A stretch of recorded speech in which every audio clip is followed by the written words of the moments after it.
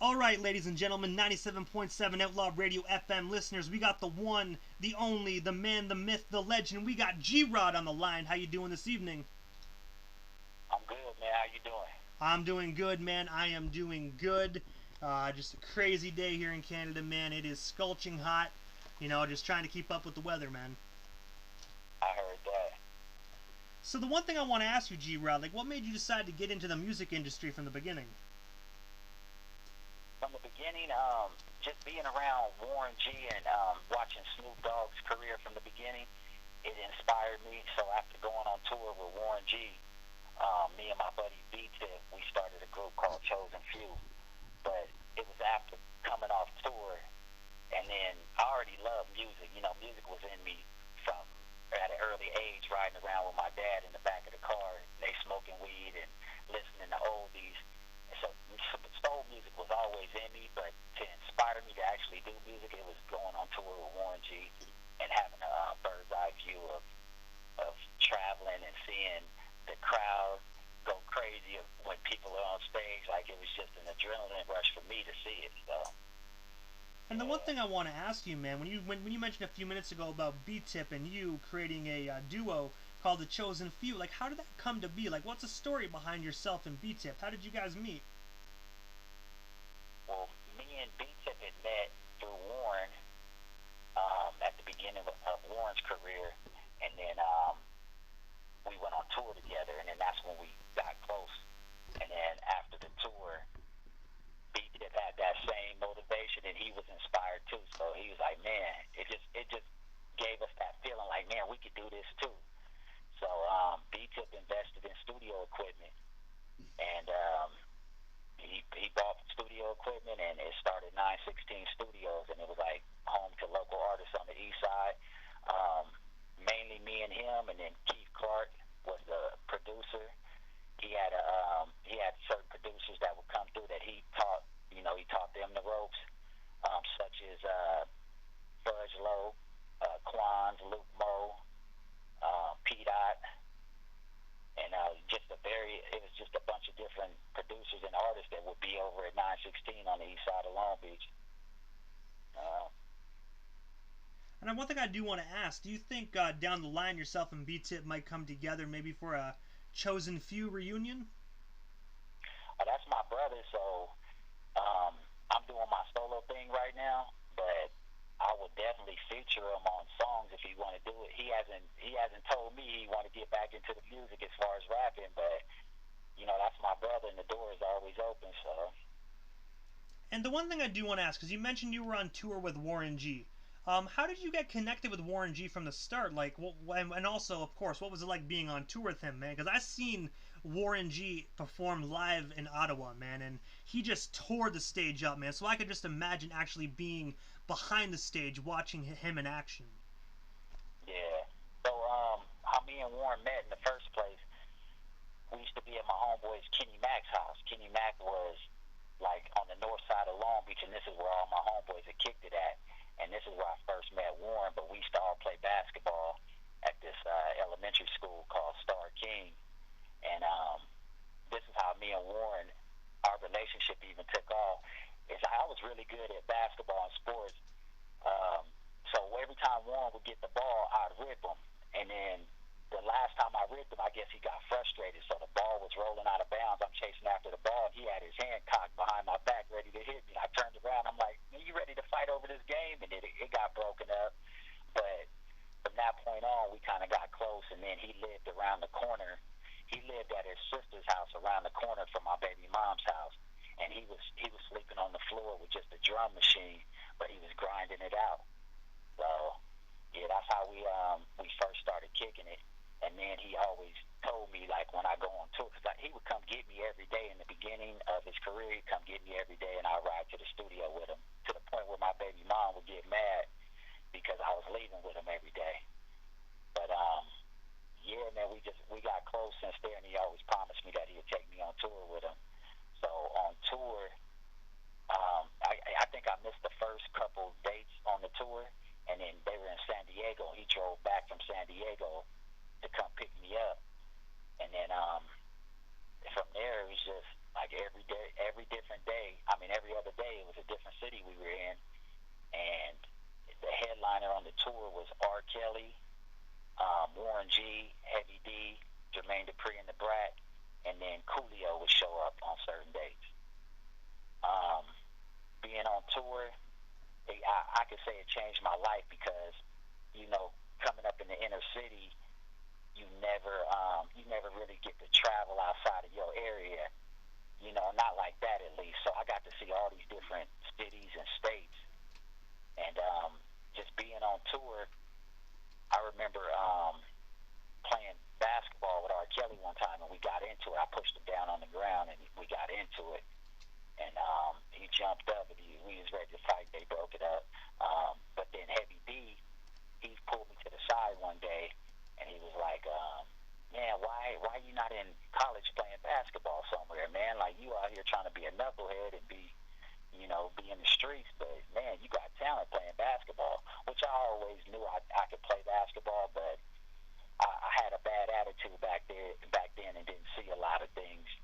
It took me to grow older and realize certain things. So, on tour, man, it was a blast. Though, he had two different tour buses. We were the blue collar crew. You remember how Tupac started off and he said he was cleaning the tour buses and stuff. That's what I was doing. And I gotta say, man, whether you're cleaning the tour buses or not, you still got to enjoy the parties, man. Oh man, it was a blessing, and I'm appreciative, and I thank Warren, for even taking me on tour with him. And the one thing I do want to ask, man, when you were actually on tour with him, you had the opportunity of obviously meeting many times the late great Heavy D. I have to ask you, what was he like as an individual, and what was it like meeting him? Man, he seemed like a genuine dude. I didn't get a chance to talk to him a lot of times, but few different, like, we would always pass each other in the tunnels, and he'd always speak and go out of his way, and I'd sing, Heavy, the overweight lover in the house, but then he would always say, what's up with you, man? So he was always very cool with me, and he always spoke. And then that one time where he pulled me to the side and sat me down, it really it resonated with me, like, man, I need to change my attitude. When other people can see it and they tell you, it makes you, look at yourself like, man, I'm out here doing stupid shit. So. And before we move off the topic of the Warren G tour, the one thing I do want to ask you, I'm a big follower of Warren G. He's one of my favorite artists, and I watch a lot of his past interviews. And I saw him recently on, I believe it was Sway in the Morning, and he actually gave you a shout out. I want to ask you, Rod, how does it feel after all these years that the Warren G, still brings up GRodd? He's just telling the story. He's telling the truth.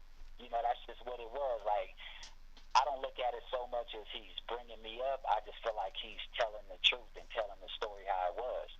And that's what it was. Like, I mean, to tell you the truth, when Dre actually, the first time, I'll start from the beginning. So we used to all kick it over my homeboy's Kenny Mac's house, and my sister had just flew into town from Tucson, Arizona, and I'm teaching her how to drive, but then I tell her to turn down this narrow alley. Why, I don't know. Why you teach somebody how to drive, but you tell them to turn down this narrow alley, and she runs into a brick wall. And I just got my car probably 2 months. I had a gray RX-7. So she runs into this wall, all the bricks fall down on the car, and it just destroyed the whole side of my car. So that day stood out to me so much because my car got destroyed, and I'm in a messed up mood. So then my homeboy Kenny Mac was like, come park the car in my garage so they don't see your car sitting out there. Because as soon as she hit the wall, I told her to go. And you hear the lady come outside, you tore down my brick wall. So we hid the car in the garage. Warren comes over shortly after, and he like, Dr. Dre just invited me to this bachelor party, L.A. Dre's bachelor party. And I was like, man, I don't feel like going, man. My car is destroyed. And they convinced me to go. I had a two-seater, and it was a hatchback, so it was three of us, me, Kenny Mac, and Warren G. I don't know who hopped in the back, but Warren had Snoop's demo tape on him. And on Snoop's demo tape, it was Long Beach is a Motherfucker, and I think Flossin' was the other song. So the whole way up there, we listening to these songs. And I think I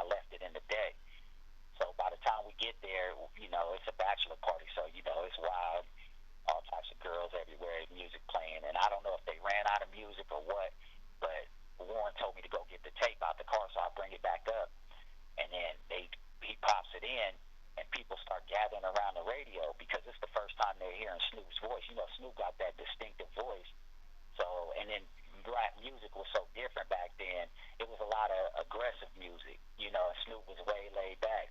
So people gravitated to the radio, and everybody's listening. Dre Dre like one of the last ones to get over there, and he's like, he thought it was me at first, and then Warren was like, nah, it's my homeboy Snoop I've been telling you about. And then he's like, man, bring him back up to the house. And this was on a Saturday, and I think they went back up there on a Monday. So I didn't know. I listened to Warren's interview. I found out that Warren and Snoop weren't on the best of terms right then and there. So Snoop had called me on that Sunday, and he was like, Dre was feeling me like that? And I'm like, man, it's on, man. Like, and they went up there on Monday, and they never looked back. I think they moved in with Dre and everything. So yeah, that was a very pivotal moment to be able to see that firsthand, like to hear the very first time that Snoop's voice hit Dr. Dre's ears, and then I was there to witness that. That was big.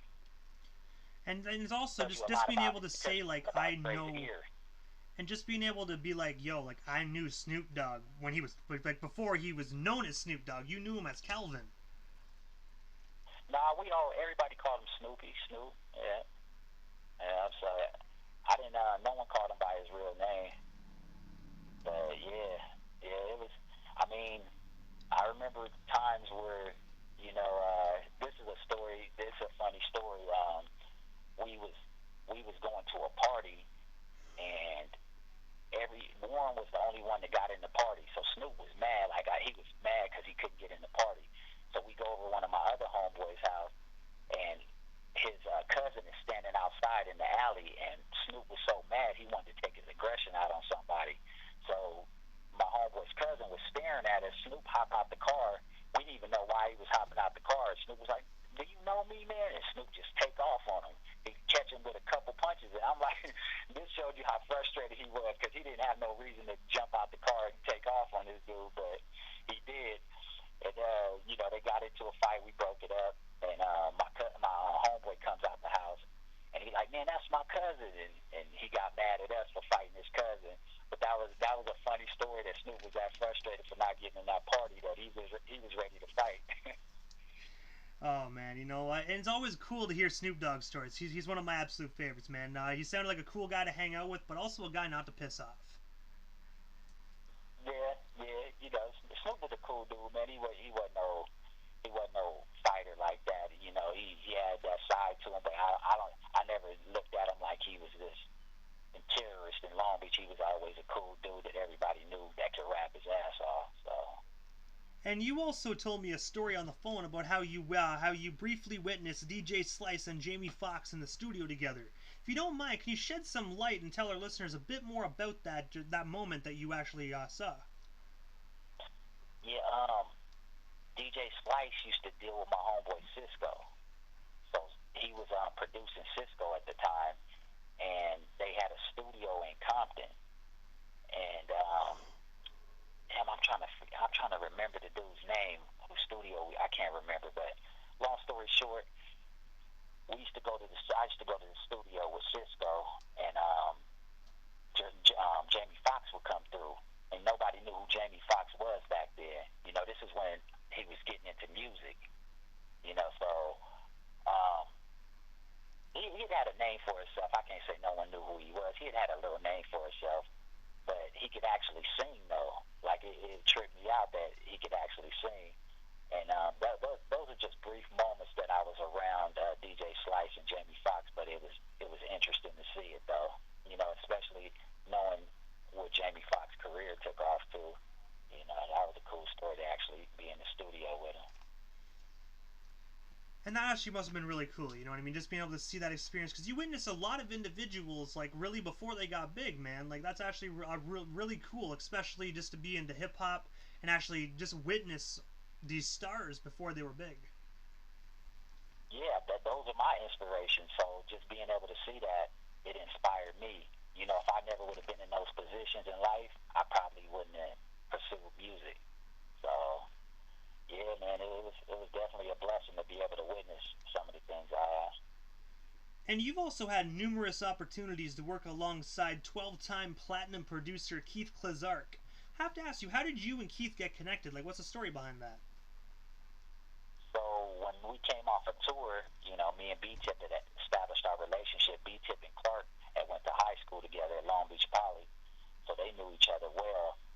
Keith Klezark, he moved into 916 Studios, so him and B-Tip were roommates at the time. And B-Tip had just bought the studio equipment. I think this was a little bit after B-Tip bought the studio equipment. And Keith was like the in-house producer. He was dealing with a lot of people. Clark had already produced for the Dub Shack and Montel Jordan. So he had established himself somewhat. And yeah, man, it was Clark kind of helped mold me and shape me into the artist that I am. He gave me a lot of pointers and tips and stuff. For all of us, like I said, Clark had an umbrella of producers up under him. Like Fudge Loke, Kwanzaa, Luke Moe, and Pete Out would come through as well. And then Shorty was one of our homeboys. He used to be over there, and he rapped, but he wasn't producing. But yeah, Clark was very instrumental in a lot of people's career. That's actually really cool. Like I had the opportunity of having Keith Klezark on the radio station as well. He is such a tremendous individual and very very good guy just to chop it up with. Yeah, that's my brother right there. Yeah. And you also have a song called Dope. Can you tell us a bit more about that song, and also what's the inspiration behind it? It's a sexual song. I was trying to reach the ladies. I always believed that, to get my foot in the door, that was my niche, is with the ladies. So I'm targeting the ladies on this song, and that's the inspiration behind it, just to grab the ladies. But I want to vibrate a little higher. So sometimes you got to get your foot in the door, and then you can show people like the different sides of you. Tupac was a master at that. Showing people the different sides of himself. So this is just a song for the ladies, man. And it's a good song though. And if you don't mind me asking, where can our listeners actually buy, stream, or purchase that particular single? You can go to GRoddcom, G-RoddD.com, G-RoddD.com. That's my personal website. I have 2 songs up right now, but I'll be probably putting out songs every couple months. I already have songs recorded. I'm just gonna feed it to the people slow. But I have some good music, man, and I'm working. So Keith Klezark, he hit me up with. So I left music alone for a while, and then for some years, and then my cousin, Cat Daddy, he heard some of my old stuff, and he's like, "Man, you still got it. You need to get back into music." So he inspired me to even get back into music, and I was out in the Bay at the time, and I was like, "Man, I need some beats, so who can I call for beats?" I reached out to Clark. He sent me beats like within an hour or so. I had a couple songs written, but I'm staying in Vegas, and then I'm like, damn, so I need a studio now to go record. He hooked me up with RJ2. That's who produced Dope. RJ2 was a Platinum Award-winning producer who worked with Lil Wayne, Flo Rida. These are some of the artists that he's worked with. Very, very talented. And he's actually singing on the chorus. He's singing on a few of my songs, actually. But it was a blessing for Clark to hook me up with him because he elevated me to a whole nother level. So, and then this is RJ2, and his brother King does videos and artwork. So RJ does websites, produce, and he sings. So they got like a one-stop shop, and it was a blessing for Clark to send me there, man. And man, we've been making good music ever since. And also, speaking of great music, another song that you actually did was called "In the Moment," which is currently in rotation on the radio station. I have to ask you, like, what's the story behind that track, and also, like, again, where can our listeners buy or stream that particular single?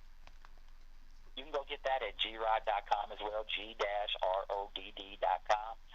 That's on my personal website. Just like I said, I was out in the Bay. Clark had sent me 2 beats, and that was one of the beats. And when I got back to Vegas, I recorded that one to RJ spot and recorded it, but he didn't produce the song. And I've never sang before neither, and he helped me, sing the song and helped me through the song.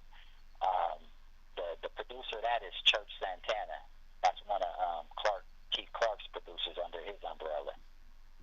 So yeah, and the motivation behind that was me and my girl just inspiring a healthy relationship and trying to put out a good message.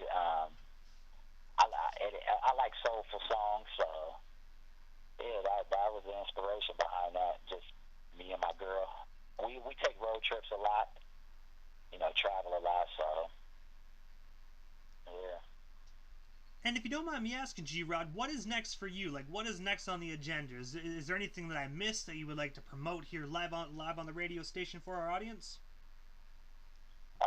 Just go to GRoddcom. I'm gonna keep putting out music, and it's gonna be good music. So and I got I'm into working out a lot, so I have a workout song as well. So that's a good song for people to work out. It's a song to motivate you while you're working out. So that song will be available on there as well soon.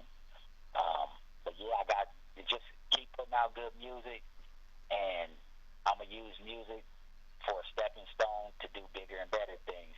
But music is a passion and a love of mine. So, and my cousin, he motivated me to even get back into it. So, GRodd, this is the time in the interview that I give a chance for the individual that comes on the radio station. Just a chance to give shout-outs to whomever they want to give shout-outs to, and of course, your social media handles. That way our listeners can give you a follow if they're not already doing so. Yeah, my social media is GRodd Music, G-RoddD Music. And, yeah, I shouted out everybody. I moved to the Bay for a while. Like, I worked with different producers, so I moved to the Bay for a while. Met a producer named Millennium. And then I used to be in groups. Like, I'd always try to put together, talented artists and do compilations. But now I'm doing things solo, and it's working out much better for me because you don't got to worry about, different personalities and getting people together, So it's been working out for me being a solo artist. But, yeah, some of the people I worked with was Millennium, Mel, Lebo, P-Dot, Ivan, Uno, At Will. These are some of the people. My homegirl, I did a solo project back in the day, and my homegirl Stacy, she helped me put that together. So she played a part in helping me with my music as well. As of lately, my cousin Cat Daddy, he's been very instrumental and inspiring, and my cousin Big Ryan, man, they've been a blessing in my life. I want to say, GRodd, thank you so much for coming on 97.7 Outlaw Radio FM. You have yourself a wonderful night, man. Thank you so much, and most definitely try and be safe out there during this terrible pandemic. Yes, sir. Man, good talking to you. Most definitely. You as well, man. Thank you so much. All right.